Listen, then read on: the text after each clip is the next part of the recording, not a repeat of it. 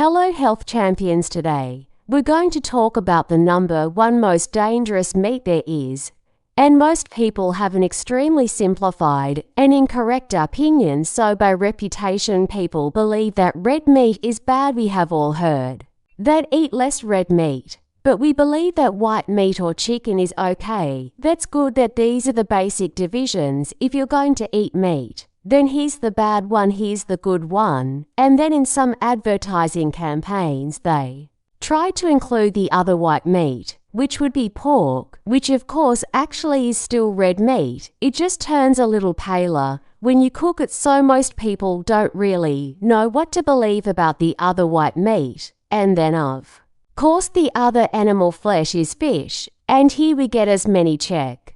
Don't forget to subscribe, like, and leave a comment. Mark says we could possibly get, because everyone is told to eat more fish. So this is basically, if you avoid red meat, you eat lean white meat, and then you eat a lot of fish. And then we're told that the reasons we should eat this way is because of the different amounts of saturated fat and cholesterol, and how it influences heart disease, and basically everything you've ever heard about this is completely wrong. So I'm super excited to go over this and talk about some details and compare the different types of meat so you really get it.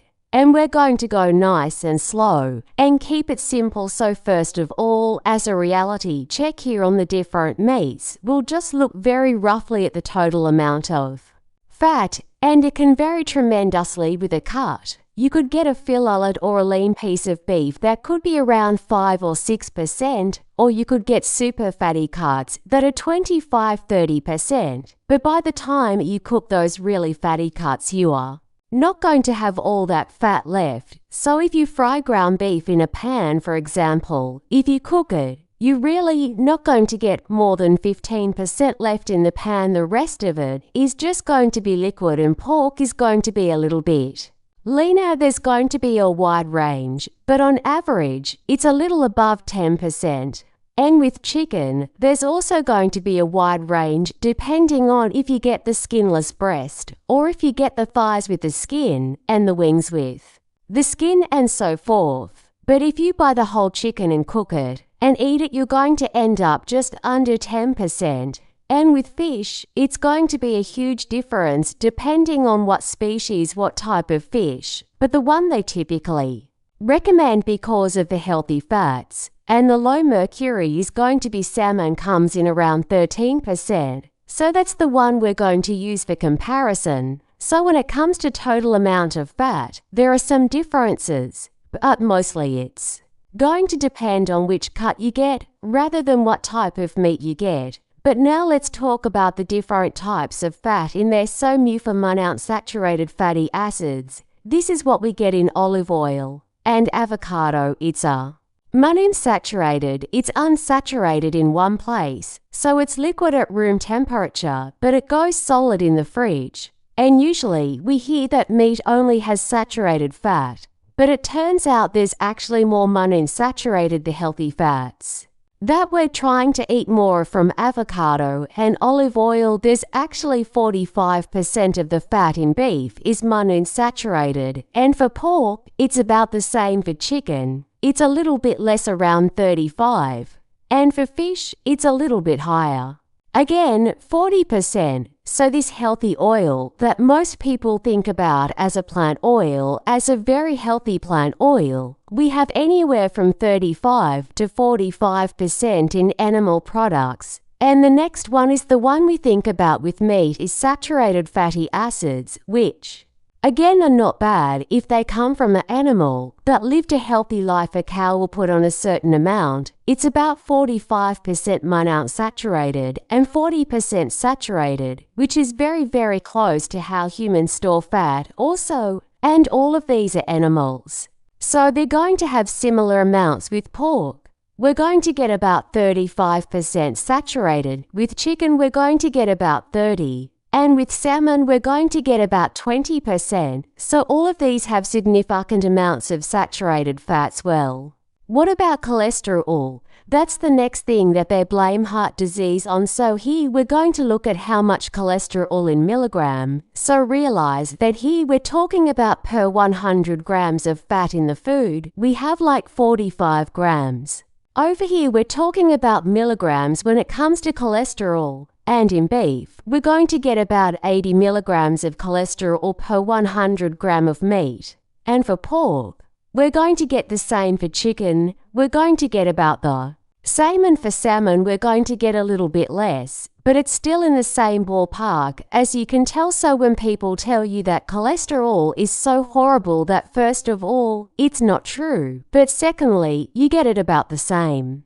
Approximately the same with regardless of what type of meat you eat. But now if we look at the big components, the monounsaturated and saturated, we see that they add up to about 85% for beef, a little bit less for pork and chicken, and about 60% for fish, for salmon. So then the question is, what is the rest in there? What do the others have more of? And the answer, of course, is polyunsaturated fatty acids. They make up most of the rest of it. That's the major remaining component, and typically, we hear about polyunsaturated as something good, and what they include for the most part are omega-6 and omega-3 fatty acids, and both of those are necessary for the body. However, in modern times, the way we eat, the way we raise food, the way we make vegetable oils, we're getting way too much of omega-6. So basically, even though traditionally polyunsaturated in whole food is a good thing today, we have to basically talk about omega-3 south as good and omega-6 as bad. And now, when we look at the total amount of polyunsaturated fatty acids in beef, we're getting anywhere from 4.5 to 5.5. So very little variation there. However, with pork we get anywhere from 10 to 20% of the fat in there is polyunsaturated, and we're going to go over whether it's omega-6 or omega-3. With chicken, it could be anywhere from 15 to 30, so up to a third of the fat could be polyunsaturated, and with salmon it's a whole lot more, so anywhere from 40 to 50%. Of the fat could be polyunsaturated, and we'll look at the details, but basically these polyunsaturated in beef are both omega-6s and omega-3, so there's a good balance there, whereas in pork and chicken, the omega-6 dominates strongly, and salmon and sardines and other fatty cold water fish is the only food where we have omega-3 south that strongly dominate. So now we need to understand what types of polyunsaturated fatty acids are in these different foods, and we're going to start comparing grass-fed beef with co-beef, and KO stands for concentrated animal feeding operations, and this is where they throw together thousands or even tens of thousands of animals in these huge factory complexes, and they never go outside. The conditions are horrible, the animals get sick, and they produce as much waste as a small city. And this is a lot of the critique against meat, because these are not good conditions. But it's not just cruel to the animals, it also makes the animals sick, and then it's not that healthy for you either. So for grass-fed beef, we get 4 and 5% of the polyunsaturated fat out of 100 grams of fat in the food. You get 4.5% or grams of polyunsaturated. For the KO beef it is only 1% more, but we're going to look at what that really means. How does that increase? How does the ratio change? So when we look at the omega-6 to omega-3 ratio over here, and we look at omega-3 in green, that's going to be the reference. Because we usually talk about these things like a 1-to-1 ratio or a 20-to-1 ratio, so we mark the grass-fed beef and the omega-3 south in green, and that's this little dot here, that's a 1, and now we're comparing to the scale over on the side. And with omega-6 for grass-fed beef, we're going to get about a 2-to-1 or a 4-to-1 ratio. And this is considered very healthy. That's what's healthy, that's optimal for us to have in our bodies. It's about a 1 to a 4-to-1 ratio. However, with the Kea, where they feed them grain under horrible conditions, we get anywhere from a 10 to 1 to a 20 to 1. So what that means is that the entire difference here is omega-6. But it's worse than that because the omega-3 becomes almost non-existent. So with pork, we're going to compare pastured pork, naturally raised pork, to keto pork. And when we look at the total amount of polyunsaturated, we saw that with beef it was about 5%. So 120th here, we see about twice as much even with a pastured pork. And when it comes to the keto pork, it's anywhere from 15 to 20% that is polyunsaturated, so up to a fifth of that fat is polyunsaturated. But then the question is it omega-3 or is it omega-6? So again we compare to the omega-3, that's the reference, that's the one, and we see that with pastured pork, we have about a 10 to 1 ratio in healthy pigs, and with keto pork, it's anywhere from 20 to 30. So even worse than the keto beef. So again, what this means is that when we look at the yellow, the entire increase of between 5 and 10%, it's all omega-6s. And next we check chicken, and we go with pastured chicken versus co-chicken. And here we see that the fat content with polyunsaturated is much higher. Then the other meats, anywhere from 15 to 20% of pastured chicken is polyunsaturated. With keto chicken, it could be 25 to 30, so up to a third of the fat. There could be polyunsaturated again. Is this the good omega-3 or the inflammatory omega-6? We compare to the omega-3 south, and we see that with pastured chicken, it's between 5 and 8 to 1, and this is the ratio again with the co-chicken. It's 15 to 20%, so again, just like pork, we see that the entire difference in this case 10 to 15% more polyunsaturated is now going to be the omega-6s. So now we have some foods here that could actually compete with seed oils in terms of how much omega-6 we find. And then with the fish, we're going to compare wild salmon to farmed salmon, and this one is the one that's completely different from the other types of meat. So we have 35 to 45% of all the fat in that wild salmon is polyunsaturated, and in the farmed salmon, it's even a little bit more, about 40 to 50%. And now, with salmon, there's actually more omega-3 south in there, which is the only type of food, the cold water fish like salmon and sardine, and mackerel, the fatty fish, that have more omega-3 than omega-6. So now we're going to make the omega-6 the reference and call that a 1, and now with wild salmon, we see that it's a 4 to 1 ratio. There's 4 times as much, so even though there's a lot of polyunsaturated, this is the type that we want, this is the type, the EPA, and the DHA that we can build healthy brains and healthy membranes with. However, with farmed salmon, we're getting way less. Instead of a 4, 1, we have a 1-1 or a 2 to 1, so it's still a significant source of omega-3 south. But it just goes to show that in every one of these cases how much healthier the animals are when we let them live a natural life. And in the case of salmon, the wild salmon will generate to 2-4 times as much of these omega-3 south that we're looking for. So I'm going to come back and do a ranking of all these and make a little bit more sense of it still. But first, I want to mention another factor that some people are afraid of: red meat. And it's called TMAO, stands for trimethylamine oxide. So the way it works is we have certain gut bacteria, primarily unfriendly or out of balance gut bacteria, that make trimethylamine from some things that we find in animal products, such as choline, carnitine, and lecithin. And then, as a part of a perfectly natural process, the liver oxidizes this to TMAO. And here is the crux: these higher levels of TMAO have been linked to heart disease and kidney disease. So now we look at the sick people, we see they have higher levels of TMAO. So now we conclude that that's a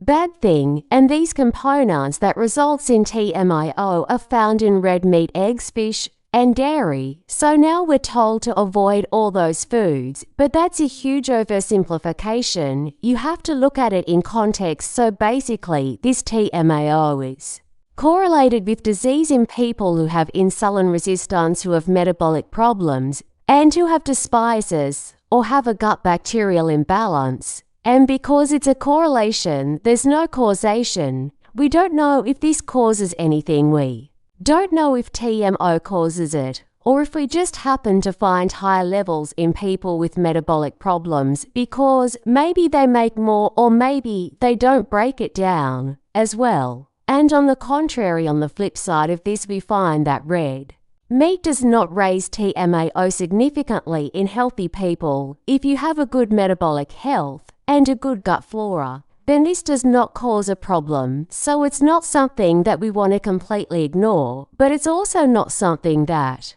we want to totally cut out any foods that might lead to this. And what we find is TMAO is more about the health of your gut, about the balance of the bacteria. And here's a very interesting fact that basically nobody knows about or brings up.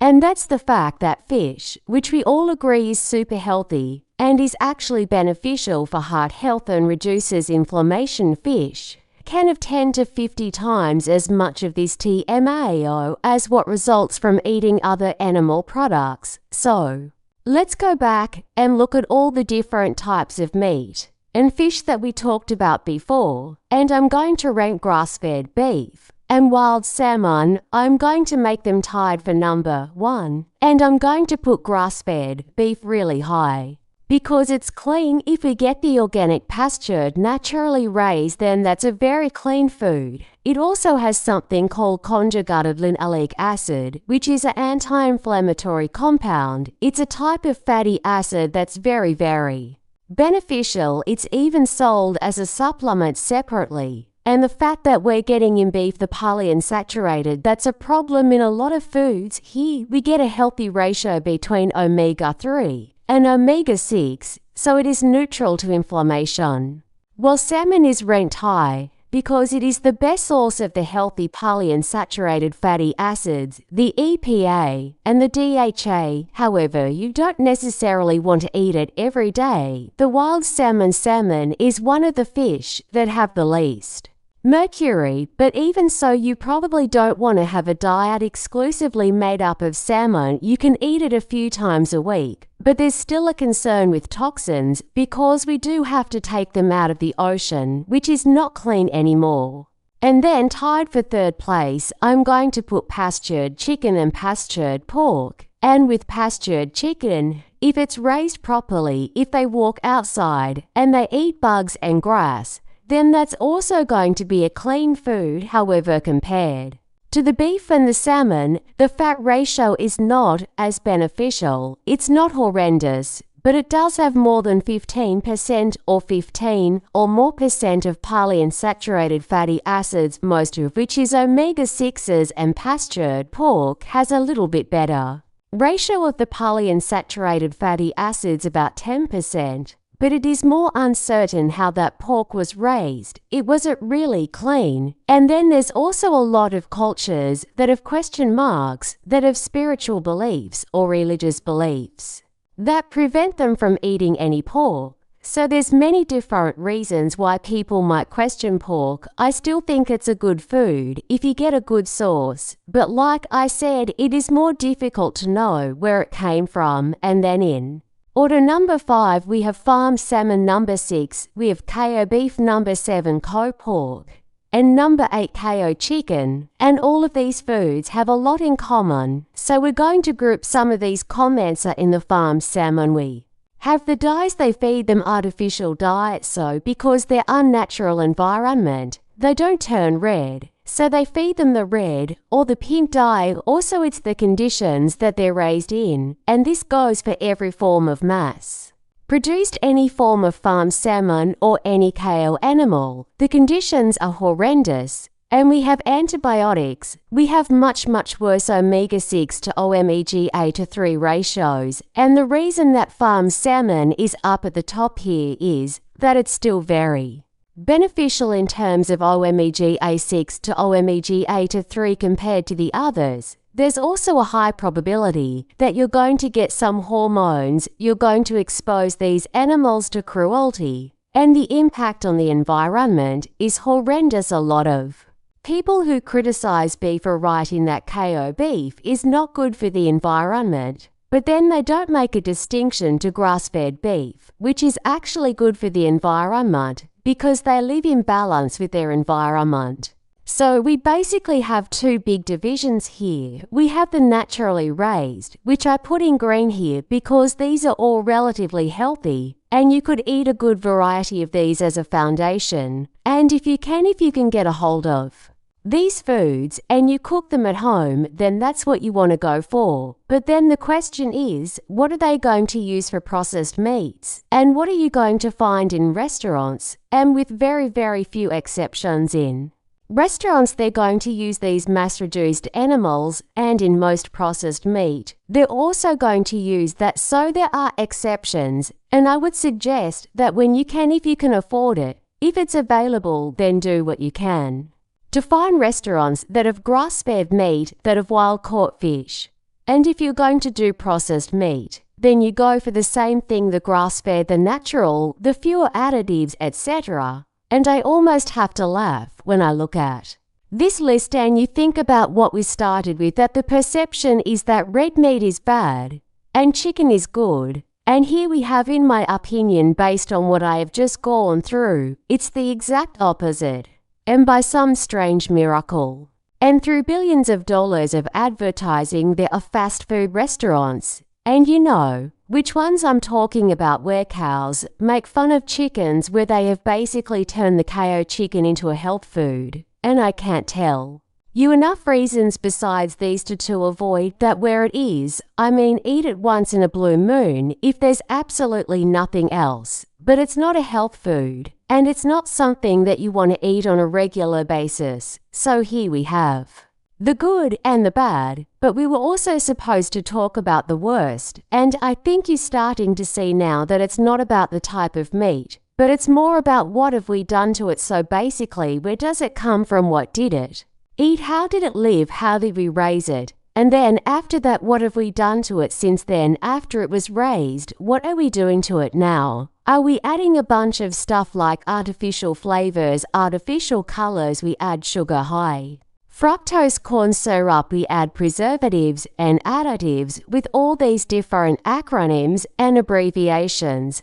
There's hundreds of them. We add modified food starch, we add soy protein isolate, add binders and fillers, until there's hardly any meat left in there. So let me give you a couple of examples, like chicken nuggets. You think you're feeding your kids chicken? Well, first of all, it's the absolute worst kind of chicken, the KO chicken that we talked about. But it may be less than 50% chicken, the rest is chemicals. We have wheat in the breading, we have soy, we have high omega-6s, and then on top of that it's deep fried in omega-6 oils, and all of this to some degree holds true for all other sorts of canned food and cheap processed mass-produced deli meats. And we have things like fish fingers, we have Vienna sausages, we have Spam and corned beef that have all of those different things, the fillers and the chemicals and the artificial stuff. And then, like I said, all the standard deli meats and the cold cuts, and unless of course you really go out of your way to select the good stuff where